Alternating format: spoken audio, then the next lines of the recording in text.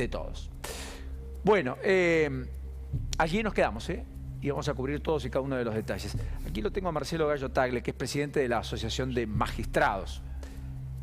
Bienvenido, Marcelo, gracias por esta deferencia. Muchas gracias a ustedes, buenas tardes. ¿Qué ve cuando ve estas imágenes y qué opinión tiene respecto a la marcha de hoy? A ver, las imágenes no es algo que me preocupe, es una manifestación popular absolutamente legítima. Me parece bien que se pueda expresar el acuerdo o el desacuerdo con ciertas actividades de los distintos poderes del Estado.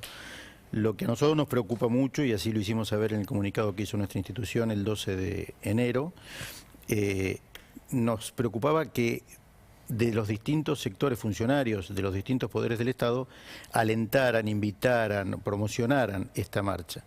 ¿Por qué? Porque... Con Martín Mena.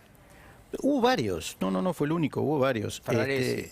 Sí, Justicia Legítima y distintos magistrados, ex magistrados, o sea... Bueno, el principal orador es Ramos Padilla. Estamos de acuerdo, pero lo que yo voy es, no se respetan los canales constitucionales y los que republicanamente están previstos, porque de convocar espontáneamente la ciudadanía a una marcha en la que expresa su desacuerdo, absolutamente legítima, a ya agregarle un componente donde funcionarios de los distintos poderes del Estado participan, alientan o promocionan esto, saltando los canales constitucionales, es grave. Es grave, es violar los de división de poderes.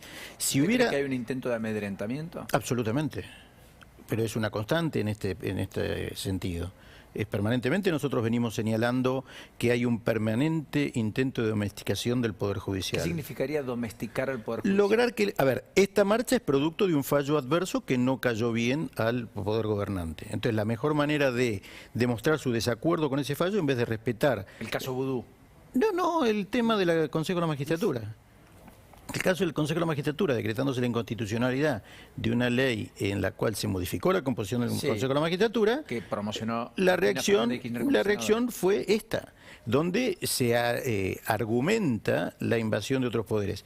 Se ha judicializado una cuestión, se ha planteado la inconstitucionalidad de una ley, atravesó las distintas instancias, en todas las cuales fue declarada inconstitucional, y también en la Corte. Entonces, siendo el último referente de la justicia a nivel nacional, es la palabra que hay que respetar. Nosotros como asociación de magistrados hemos hecho, generalmente nos hemos sido victoriosos, pero hemos hecho algún planteo en el cual la Corte nos ha resuelto la cuestión con un fallo adverso y acatamos el fallo como corresponde a todo ciudadano de nuestro país. Entonces, si hay alguna cuestión que puede haberla, que pudiese ser que justifique investigar si hay alguna inconducta, algún mal desempeño de alguno de los integrantes de la Corte o de cualquiera de las otras instancias. Están los mecanismos para hacerlo. Están los mecanismos para hacerlo. Nadie de los que hoy está promocionando esta marcha inició un juicio político. Si es tan escandaloso lo que está ocurriendo, ¿cómo nadie rápidamente inició el juicio político? Es todo una manifestación de desacuerdo. O sea, perfecto. ¿usted cree que es una manifestación claramente política sin ningún sustento jurídico? Absolutamente. Sin perjuicio de que hay muchísimas cosas para mejorar en la justicia, que es probable que haya cuestiones para discrepar ¿Escuchó con... el presidente ayer? Sí, y también estaba convocando y sumándose a esta marcha, o por lo menos invitando a que esto ocurra. ¿Y usted cree que eso no corresponde? No corresponde a ninguno de los integrantes de los poderes del Estado. Sí, respecto a la advertencia, o mejor dicho, al diagnóstico que Alberto Fernández traza sobre la Corte, que dice que tiene un funcionamiento magro, etcétera, ¿usted comparte o cree que no? No, ¿Cree que hay una mirada equívoca del presidente sobre el tema? A ver, sí, parcialmente equívoca en este sentido, porque se propone una reforma de la composición de la Corte, alegando el cambio numérico. El cambio numérico, si una de las cosas que se está atacando es que la cantidad de causas que está atravesando por el trámite de la Corte, le incremento el número de ministros para poder opinar, el circuito de ese expediente va a ser mucho más prolongado. Por lo tanto, el trámite es borroso, eso dice usted. Y a ver, yo no estoy diciendo que el número ideal sea 5, 7 o 9, eso se puede discutir y lo podemos hablar. Lo que yo estoy diciendo es, para justificar esto, es una construcción que se viene realizando en desacuerdos con fallos que no agradan al poder de turno sobre los que dicta la Corte. Entonces, en lugar de buscar las soluciones, buscan vías alternativas. Una puede ser esta marcha. En esta marcha donde también no solo hay participación de o convocatoria, manifestación, avalarlas, además de funcionarios del Estado, que para mí eso está mal, es violatorio de la división de poderes. Yo digo que es legítima la convocatoria ciudadana, pero en esta convocatoria ciudadana también se saltan ciertas vallas porque se está persiguiendo la renuncia bajo presión de los ministros de la Corte. O sea, era más genuino cuando, qué sé yo, Néstor Kirchner en cadena nacional le pidió la renuncia a los integrantes de la Corte, en su defecto de Menem, allá por junio del 2005. A ver. Del 2003, perdón. A ver, yo lo veo de esta manera. Desde un poder del Estado, cualquier funcionario integrante del poder del Estado, si hay motivos para perseguir esto, tiene que iniciar el juicio político. Es la función que nos corresponde a cualquiera como funcionario, las vías adecuadas y constitucionales que republicanamente están previstas. O sea, no es que estamos desamparados frente a un funcionario que cumple mal sus funciones. Correcto, por eso la marcha de la impotencia como título, porque creo que al gobierno le gustaría eso, pero no tiene los números, se necesitan mayorías calificadas. Porque también es cierto que, digamos, acá el principal problema es, ya hay una judicialización constante de la política. Así es. Donde no procesa sus conflictos y termina en la justicia todo, hasta si es válido o no que un jefe de gobierno mantenga las escuelas abiertas en medio de la pandemia o no respecto a la decisión sanitaria del gobierno nacional. Solo como ejemplo, quiero decir, ¿no? Sí, sí. Tantos otros. Las provincias que han ido por el recorte de fondos coparticipables también a la Corte y que después de 10 años la Corte le devuelve esos fondos, le da la derecha, como pasó con Santa Fe, recortes que empezaron en 2005 y que tuvieron su visto favorable definitivo en la Corte el año pasado. 2021. Entonces lo que digo es, a esa judicialización de la política yo creo que le incorporamos un elemento adicional muy fuerte en los últimos tiempos, que es la politización de la justicia. Sí. Ahora esa combinación es letal, porque en el fondo el que pierde es la justicia y lo justo. Y la gente, porque y la ciudadanía. Y por supuesto la ciudadanía, claro. Sí, absolutamente. A ver, nosotros lo que venimos señalando desde hace mucho, y por los distintos fallos que van saliendo, en uno o en otro sentido, la política judicial es adecuada. Esa política judicial lo que apunta es a sostener la independencia del Poder Judicial, a luchar por preservar los valores que corresponden ser recibidos en la justicia para dar un buen servicio a la ciudadanía. Hago una aclaración previa, o sea, yo con todo lo que estoy defendiendo acá, no estoy diciendo que en la justicia está todo bien. Hay muchas cosas para corregir, tampoco quiero que vayamos de un extremo al otro, pero no son estas las maneras de corregir. ¿Qué corregiría usted? Los procedimientos. O sea, tenemos, a ver, recién estaban hablando ustedes con el Cristian Ritondo sobre la reforma judicial. Sí. La reforma judicial planteada es absolutamente inconducente, porque apunta a atender intereses mezquinos actuales de quienes proponen esa reforma y no apuntan, como él bien señaló, a los intereses de la ciudadanía. Estamos alejados de la ciudadanía, buscamos proteger otros intereses. ¿Qué busca la reforma que presentó el Ejecutivo y qué cree que es lo que debe ocurrir en la justicia? Cuidar intereses personales. Y acá el ciudadano es el que necesita recibir rápidamente. Pero por eso, ¿qué cambiaría? ¿Qué normativa? Los procedimientos, o sea, hoy los procedimientos. Deme ejemplos. Acortar los plazos. Hay tantas, en aras a la defensa de quien tiene que defenderse en un proceso, al ejercicio del derecho de defensa, hay tantos recursos que están previstos que hace que muchos se quejan cómo un proceso se dilata a los efectos de poder llegar a una sentencia definitiva. Tenemos que ir abreviando esos plazos, tenemos que insistir con la justicia vecinal, la justicia en que atienda casos de bajo monto. Hoy es lo mismo atender un proceso muy simple como un proceso muy complejo. Bajo el mismo procedimiento tenemos que atender ambos. ¿Hay avanzado en la idea de los juicios express, denominados de esa manera, etcétera, en algunas provincias? Algunas provincias tienen trámites mucho más acotados. A nivel nacional y federal no tenemos esos procesos. ¿Qué pasa con la justicia de paz, que es la primera ventana que golpean muchos a lo largo y ancho del país, aunque no está en la ciudad de Buenos Aires? No está, no es nacional, no es federal. Esa justicia es la que nosotros hablamos de armar porque como esa justicia. Es la verdadera justicia para muchos. Exactamente, llega... al ciudadano. Al ciudadano. Pero ojo que nuestra crítica también, yo lo que quiero marcar, nuestra crítica es, a veces nos tildan a nosotros de opositores o oficialistas según como convenga. Y no somos ni una cosa ni la otra.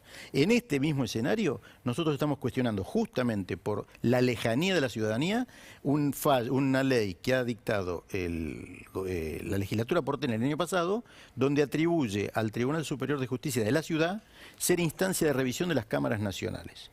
O sea, no solo se invaden esferas que le son ajenas, sino que se está agregando una cuarta instancia. ¿Por qué cree que lo hizo la legislatura porteña y el gobierno porteño lo impulsó? A ver, ¿También tiene una motivación propia?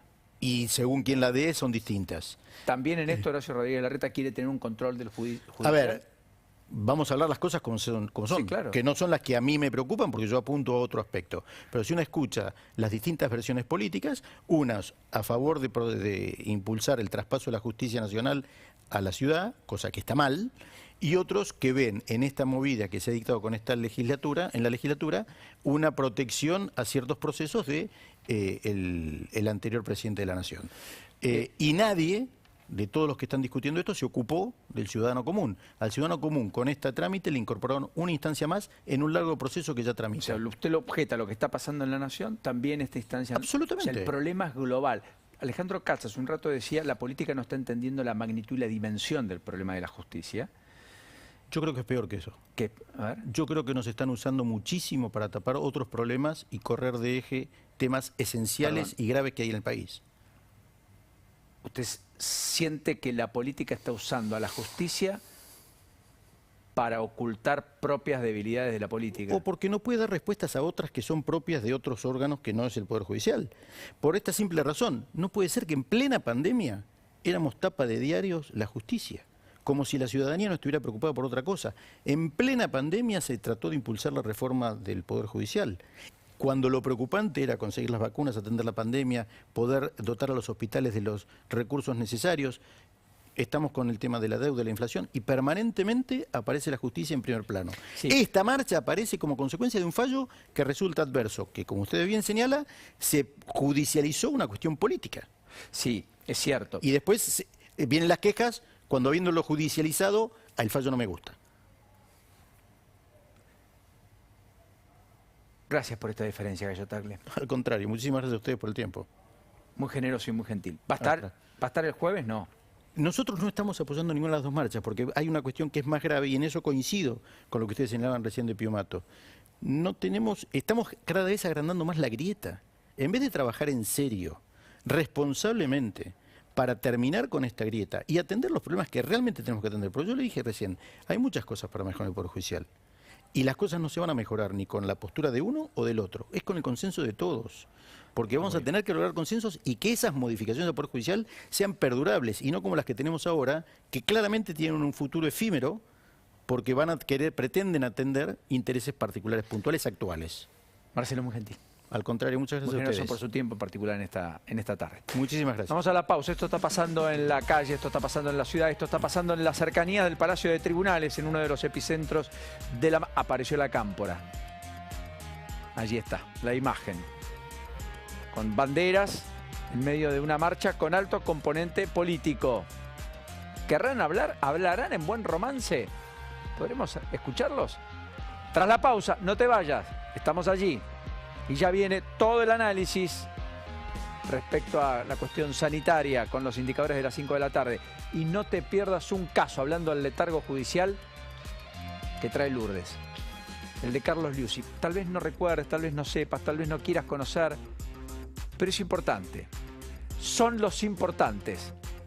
Vieron que muchas veces les dije, no miren al expuesto, no vean al ministro, no miren solo al presidente, no vean al gobernador, miren con quiénes están, quiénes son los otros, los que no tienen nombre y apellido, poca visibilidad, los que se esconden, los que la juntan. Perdón, porque al fin y al cabo ha fallecido y por supuesto no quiero mancillar algo que de todas maneras está en la justicia. Los Daniel Muñoz de la vida, los de los 70 millones de dólares, las propiedades que se contaban por cientos. Un caso, 10 años, sin resolución. Lo cuenta Lourdes en un ratito. Pausa, ya venimos. Muchísimas gracias.